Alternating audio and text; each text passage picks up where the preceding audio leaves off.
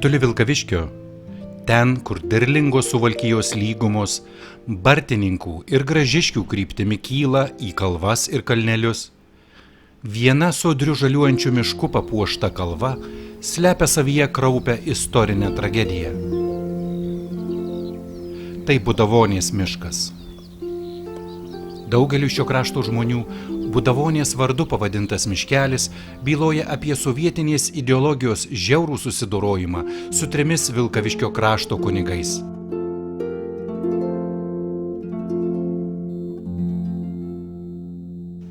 Ilgus sovietinės okupacijos dešimtmečius šių kunigų kančia ir mirtis dėl krikščioniško tikėjimo tapo vaisingų dvasinių kelrodžių tūkstančiams šio krašto žmonių ir padėjo jiems gerbti ir išsaugoti tikėjimą Dievu giliai širdyse sunkiu sovietmečio metu.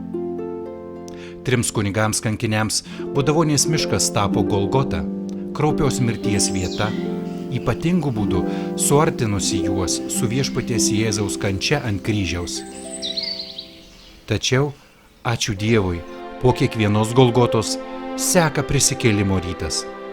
2011 metais, praėjus 70 metų nuo Budavonės tragedijos, kuri žymėjo taip pat ir visos sovietinės okupacijos susidorojimo su lietuvių tauta pradžią, galime tarti: garbė Dievui už laisvės ir nepriklausomybės rytą, kurį palaimino pats viešpats, atnešdamas naują gyvenimą į lietuvių širdis.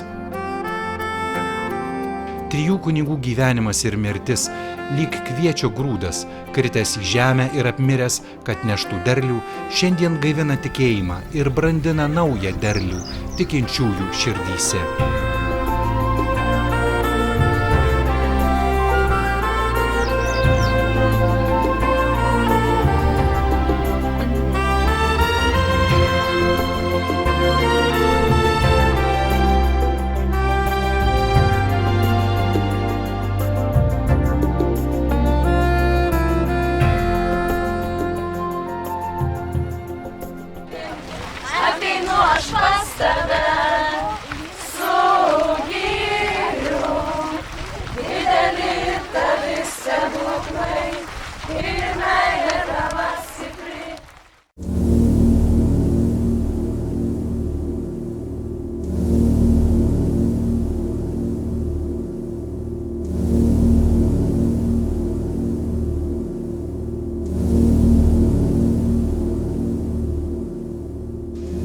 Metus laiko besitęsusi sovietinė okupacija labai buvo išvarginusi žmonės.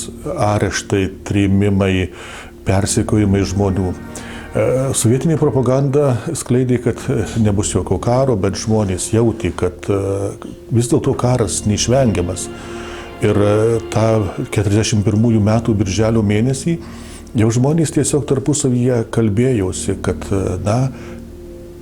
jau čia tiesiog savaičių reikalas, kada turėtų prasidėti rusų ir vokiečių karas. Ir štai 41 metų birželio antroje pusėje jau žmonės, ypač inteligentai, kunigai, pradeda tiesiog vengti susitikti su valdžios pareigūnais, kad išvengtų savotiškai paskutinių jų areštų, kad kažkas tai turi vykti. Ir štai nebereikalo birželio antroje pusėje, jau prieš pat prasidedant karui, į Lankeliškių kleboniją atvažiavo keletą kunigų. Pas kunigą kleboną Vaclovą Balsį atvyko jo kurso draugai, kunigas Justinas Dabrila, seminarijos dvasios tėvas iš Vilkaviškio, atvyko vyskupas Brizgys, iš Kauno taip pat kurso draugas, atvyko Jonas Petrika iš Marijampolės, buvęs gimnazijos kapelionas, jie kartu su Balsiu Marijampolėje buvo gimnazijos kapelionais, profesorius Tulaba, atvyko vyskupas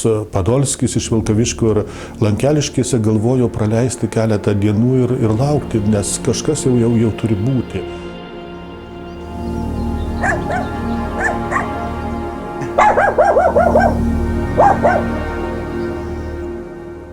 Na ir tokio laimingo atsitiktinumo, kaip prelatas Tulaba rašo, Dievo įkvėptas Tulaba, Brizgys, Padolskis anksčiau išvyksta.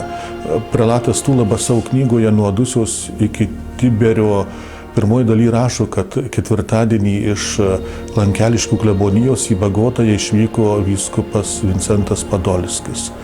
Penktadienį į Kauną jau parvyko Tulaba ir vyskupas Brizgys.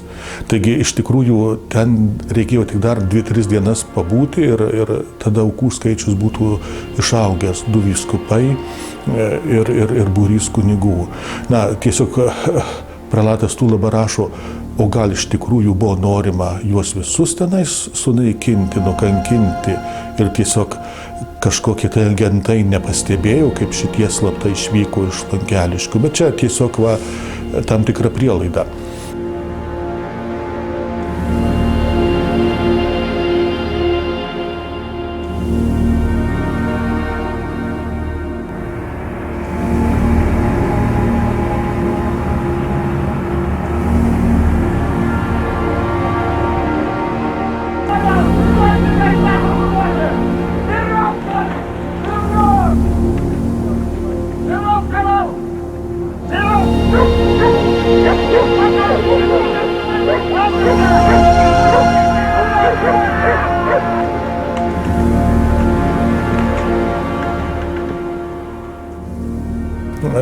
Istorinis faktas yra tai, kad 41 metų birželio 22 dieną iš Lankeliškių klebonijos buvo paimti kunigai Vaclovas Balsys, Justinas Dabrila ir Jonas Petrika. Ir jie nuvežti už kelių kilometrų į Budavonės mišką, netoli Bartninkų ir žiauriausiai nukankinti. Tas kankinių aprašymas, kaip jie buvo ten kankinti, kokie tie kūnai sudarkyti tiesiog buvo, primena pirmųjų krikščionių egzekucijas Romos imperijoje, ypatingai Nerono laikais, kaip krikščionys buvo kankinami ir mėgaujamas dėl to.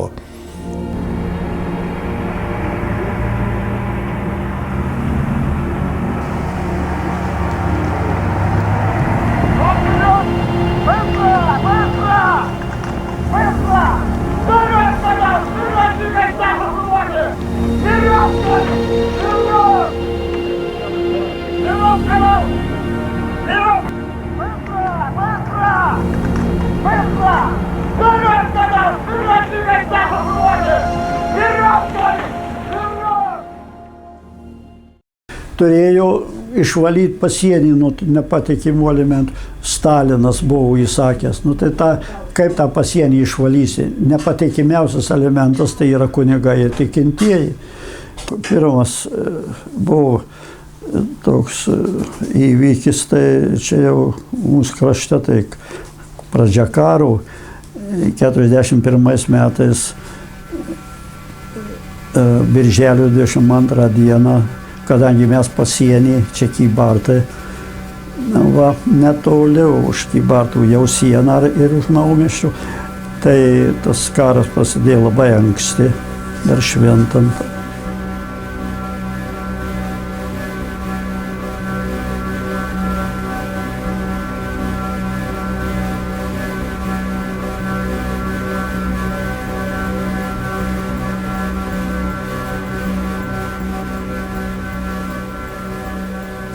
Ir tuos kunigus atvažiavo taip anksti ryte.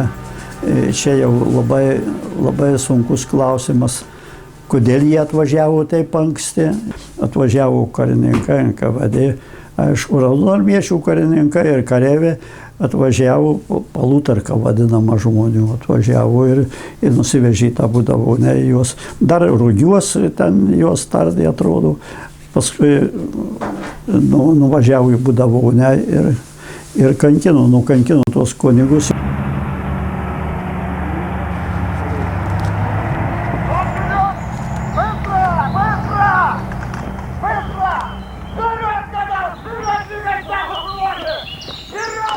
Šitie medžiai, tai jie buvo prie kankinimo šitas medis, kur dabar čia apdžiūvęs.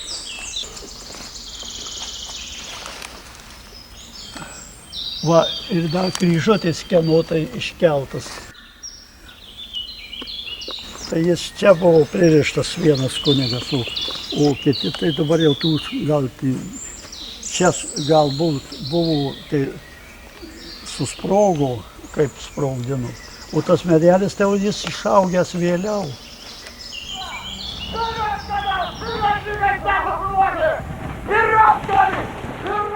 Pasakojo tie kaimynai, aš prisimenu tą pasakojimą, kad prie Budavonės kažkoks žmogus ten gyveno, kur ten kampe, jūs buvo tikriausiai, žinot, ten kampe visai miško tas nukankinta vieta ir ten į Bardnikų pusę už miško matyti žmogus gyveno ir kad tas žmogus pasakojas, kai jis girdėjęs rusišką kalbą ir girdėjęs, nu, tokius keiksmus, riksmus, bet tokius, nu, ne kankinamų žmogaus riksmus, bet riksmus kažkokius numatytų kankintojų ir kad dejavimus kokius girdėjęs.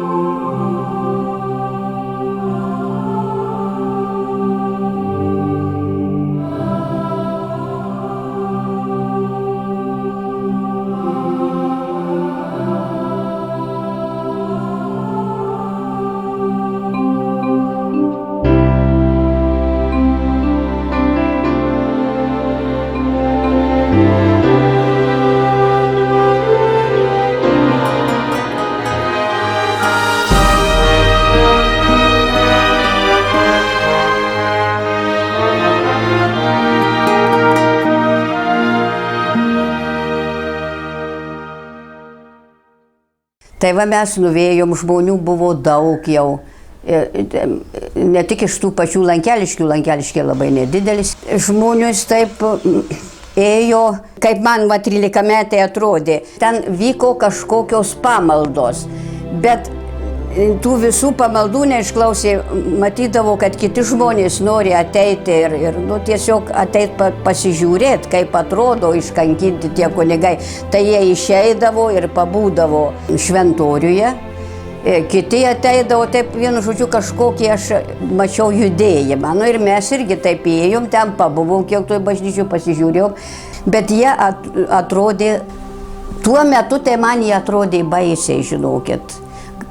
O mano tėvelis, va, mama, močiutė, tai buvo labai tikinčios. Ir mane jau jos tenai taip labiau į tuo tikybą, o mano tėvelis nelabai tikintis. Jisai, nu, per didžiasias šventes ir per atlaidus į bažnyčią eidavo. O šiaip tai, jau jūs vienos. Tai man buvo keista, kad aš jį mačiau pirmą kartą verkiantį.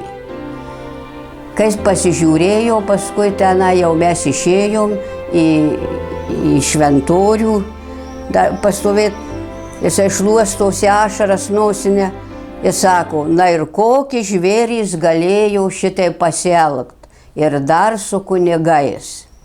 Tai va man tas įspūdis, kad aš pirmą kartą tėtį, sakau, mačiau verkiantį.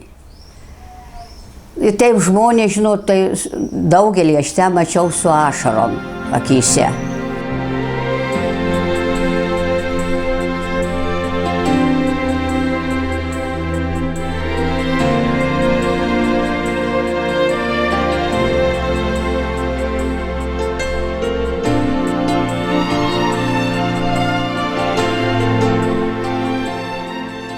Tai aš gimęs ir augęs Griškabūdžio parapijoje, Sparveinių kaime, kai tik buvo atostogų laikas tada, namuose buvau.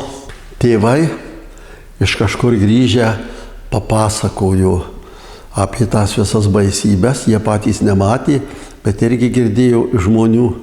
Visi apie tai plačiausiai kalbėjo, visi pasibaisėję buvo rusų žiaurumu, komunistų žiaurumu. Tai aš tada buvau 14 metų vaikas.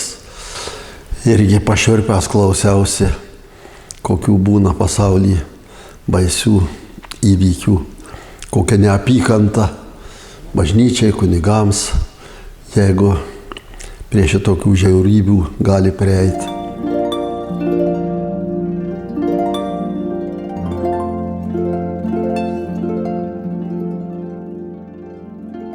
Kunigas Justinas Dabrila buvo seminarijos dėstytojas ir dvasios tėvas ir labai aktyvus katalikų akcijos dalyvis. Jisai organizavo filmų demonstravimą Vilkaviškyje, parapijos salėje būdavo demonstruojami filmai, tai tuo metu 40-41 metai, tai buvo kažkas tai naujo, ir jis toks buvo aktyvus jaunimo organizatorius.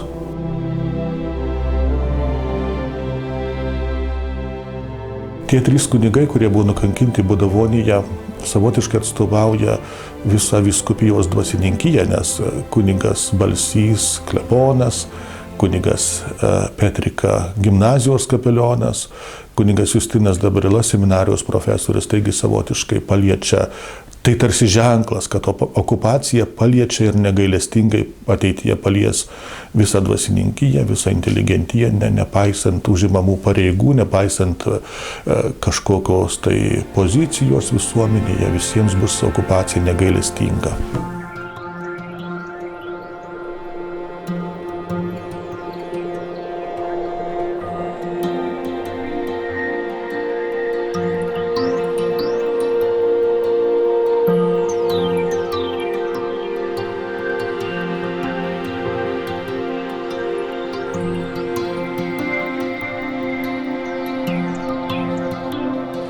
Taip, mes muziejaus fonduose turime tikrai unikalią nuotrauką, bet tik tos originalios nuotraukos kopiją. Tai yra vokiečių kareiviai, kurie pirmomis dienomis įžengė į Lankeliškius. Jie pamatė atvežtus į Lankeliškių bažnyčios šventorių tų kunigų kūnus. Jie buvo paguldyti ant kluono durų. Ir vokiečių kareivio išliko nuotrauka, vokiečių kareivis stovi prie kluonų durų, ant kurio matyti, kaip Turino drobulyje kraujo dėmės, tai yra tų kunigų paguldymo vieta. Ir yra nufotografuota kunigai iš arti, matyti kankinimo žymės veiduose ir jie pašarvoti bažnytėlėje, kuri per karą buvo susprogdinta. Tas vokiečių kareivis nužygiavo iki Maskvos, jis pergyveno visą karą ir Vokietijoje gyvendamas, jis įsaugo tais nuotraukas, jis susirado lietuvių bendruomenę, perdavė tais nuotraukas ir sakė, kai bus Lietuva laisva, jūs nuveškite į tą kraštą tais nuotraukas. Ir tos nuotraukos lietuvių bendruomenį atvežė į Bartininkus, įteikė vietiniam klebonui, ir jas saugo ilgą laiką Lankeliškių parapijos globotojas, kuris ten tvarkė tą visą aplinką, toks vietinis gyventojas Rudzevičius. Tai pas jį buvo tos nuotraukos saugojamos, mes iš jo gavome fotokopiją. Tai tikras dokumentinis įrodymas, kad čia tikrai buvo rusų enkavadistų įvykdyta piktadarystė. Kadangi iš Alksnėnų parapijos Dabrila kunigas, tai karas tą padarė, parvežė ir ten Našiškių kaimas, Našiškių iš kaimo kilęs jisai netoli Alksnėnų, parvežė ir vyko šermenys, o aš ir paauglys buvau 14 metų. Tai tėvai ėjo į tuos šermenis ir pasakojo apie nukankintą kunigą, ten, žinot, jau čia įvykis neeilinis, frontas pasitraukė, tai tie šermenys vyko normaliai. Ir man visą laiką knietėjo mintis, kad dabar, žinot, vaiką nesivedė, kadangi ten nukankintas, tai ten to žymės tokius nuo vaikų slėpdavo. Tai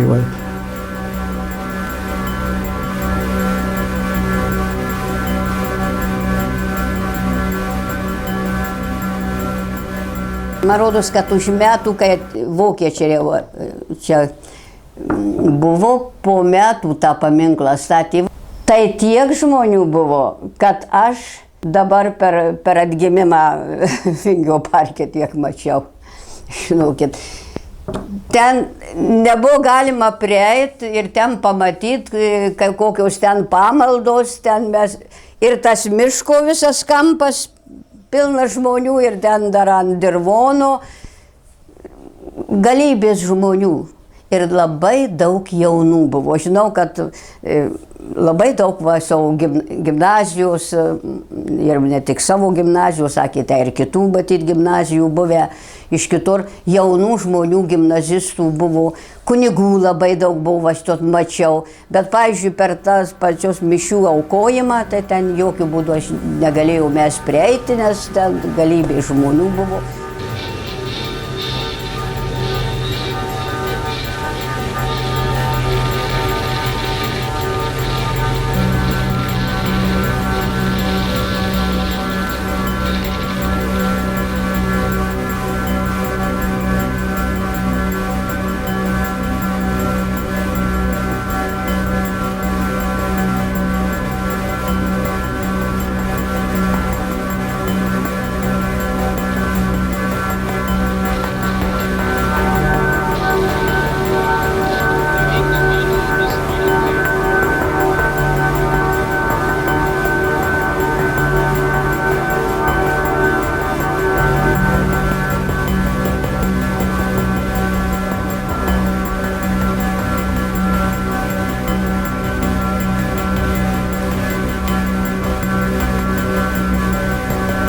Tai buvo tarybiniai laikai.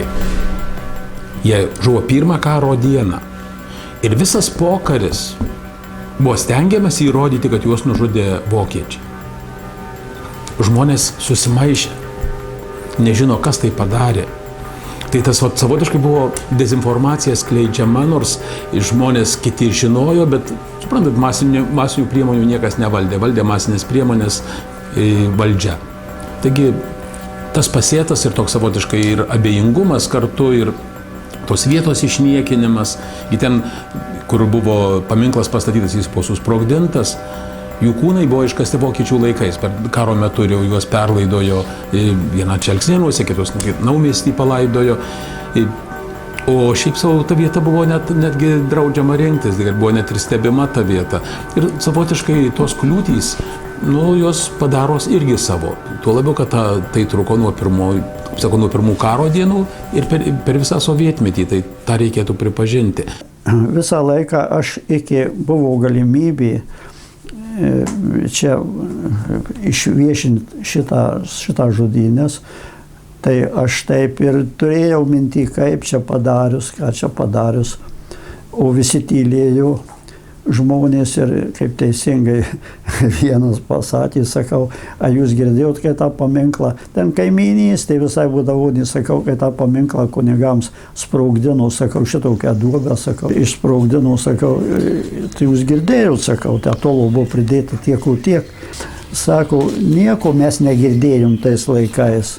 Mes buvom užsikimšę ausis ir gyvenom kaip ant šakės smaigalio. Valstietiškai pasakė taip, tai jis labai teisingai pasakė, perkelne prasme, bet jau tie žodžiai jau atsispindėjo, visi tylėjo, bijojo apie Būdavonę tą patį vardą ištart. Pačioje vietovėje, tai vokiečių okupacijos metais buvo pastatyta toj vietoje paminklas, bet kada sugrįžo sovietinė valdžia, 44 metais su frontu sugriovė, sunaikino tą paminklą visiškai ir nevalia buvo prasižiot apie šitą įvykį nieko.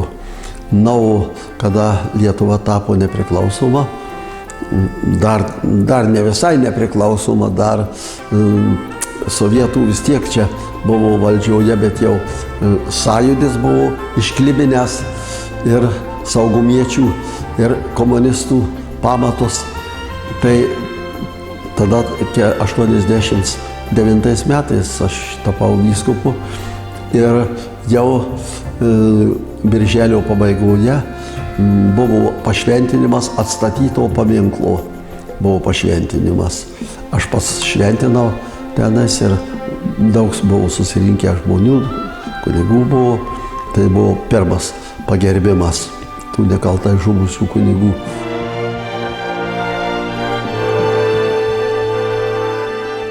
Aš prasidėjau sąjūdis, tai 10 metų, taip ir vyriau šitam katile. Prie paminklų atstatymų, prie atminties gražinimų. Ir jeigu žmogus dalyvavo, kaip tas vaikas, pavyzdžiui, tai taip aš tą klausimą galėtumėte ir jam užduoti. Ką tau reiškia, tam, kad ir tam Kuliešių gintui, ką tau reiškia. Nu, jie augo matytumėt, kiek jaunimo buvo, kaip vežė. Šičia visur išpylė ir paskui iki pusiaukelės nešė, kibirais išpilstė kelias mašinas, jaunimas. Tai tie žmonės jauni buvo, stiprų, žinoma, jiems labai daug pastangų nereikia, bet vis tiek jie jaučia, kai jie gerą darbą darė. Tai yra auklėjimas toksai, kad tu daryk, ką tu gali padaryti.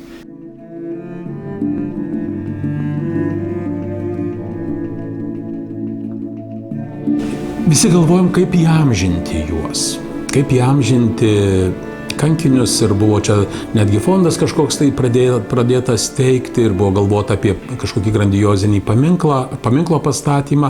Mes galvojom ir tą turėjom mintyje visą laiką, kad mes jį pastatysim atminimui pirmoje eilėje Būdavonės kankinio kartu ir visų, kurie už Lietuvą žuvo, kurie dėl Lietuvos kovojo vienur ar kitur arba ir tremty žuvo, visus prisiminsime. Pirmoje eilėje Būdavonės kankinius. Tai va ta mintis kilo, paskui pasiūlė, įgalvojom, kaip tai padaryti. Pasiūlė tokį variantą, Pietos neįprastą variantą.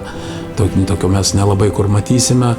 Marijos su Kristumi, atrodo, ten kaip motina karį sužeista, lyg tai paėmusi, o Kristus būtent kariuomenės vadas žuvo už mus iš meilės. Vat ir kartu, kad mes visi tuos kankinius irgi savotiškai tarsi pakelkime, parodydami kitiems, kad galima už tiesą ir už laisvę taip pat gyventi, kovoti ir mirti.